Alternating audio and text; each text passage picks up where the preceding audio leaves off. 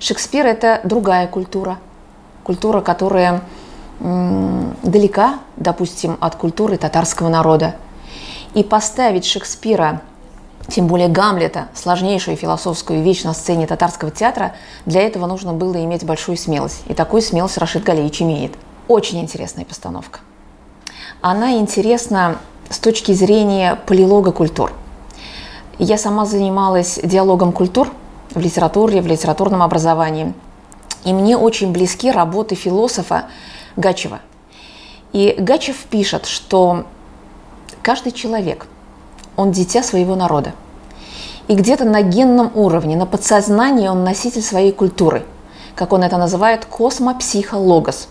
Хотим мы или не хотим, мы все равно несем свою культуру, мы несем его мировосприятие своего народа, даже цветовую гамму. Вот мы иногда же удивляемся, почему один народ любит такой цвет, а другой народ предпочтения другие, да, цветовые. Вот это тоже сформировано вот именно особенностями национального менталитета, национального характера.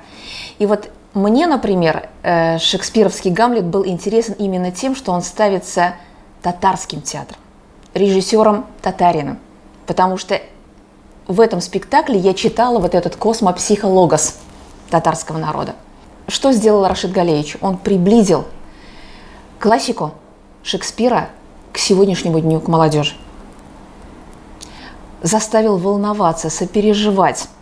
Удивительная Офелия. Девочка в розовом, с косичками. Помните, да? Как она любит своего брата, как она любит своего отца, как отец трогательно заплетает ей косички, как делает бутерброды своему сыну. И вот это вот огромное расстояние между публикой и актерами все уменьшается, уменьшается, уменьшается, уменьшается. Они проходят в нас, в наше сердце, в нашу душу. И происходит то, что мы называем по Аристотелю катарсисом, очищение.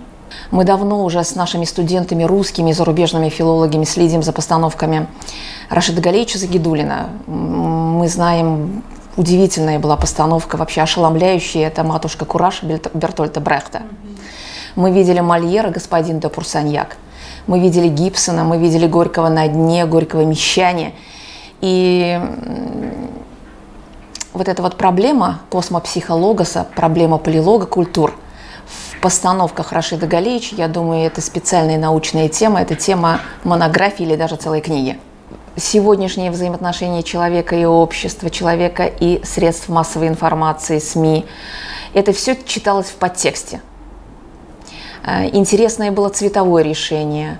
Даже в геометрическом плане сцена была прямоугольником, и все актеры двигались от угла. Помните, наверное, да?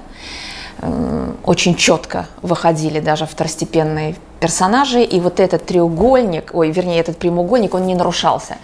Наверное, это мы, зрители, понимали это как олицетворение государственности, системности, власти. Ничто не может нарушить этот правильный прямоугольник. Это было, это будет, это есть, это государство.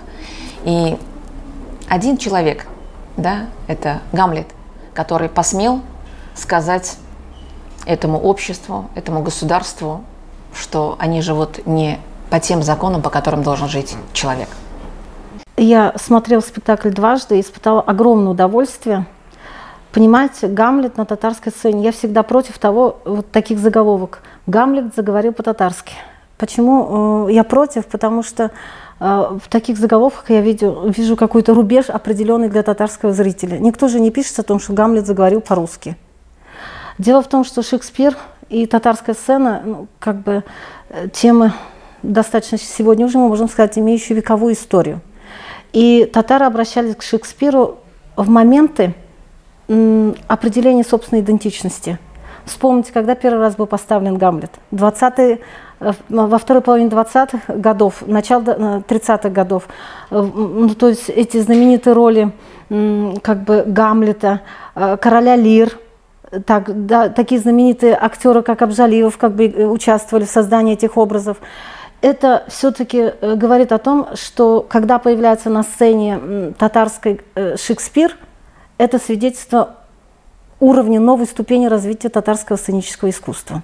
И я бы не согласилась с тем, что в этой пьесе нужно видеть, ну, только струю семейно-бытовую. Каждый в этой пьесе, по принципу, как у Хемингуэя, Экзюпери, принцип айсберга, видит свое, в зависимости от уровня своей, как бы, зрительской компетенции. И, конечно же, меня эта постановка радует.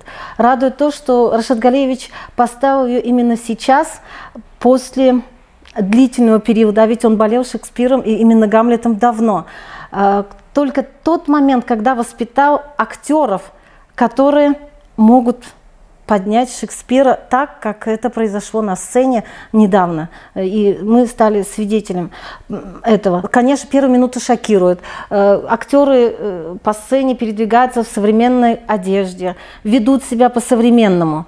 Но постепенно у меня родилось понимание того, что это была, опять же, задумка режиссера. Он хотел выстроить, понимаете, антитезу между культурой татарского бесте, а мы увидели татарскую слободу на сцене, мы увидели татарскую семью, мы заглянули в антураж как бы этого дома, мы не чувствовали, что мы находимся во дворце.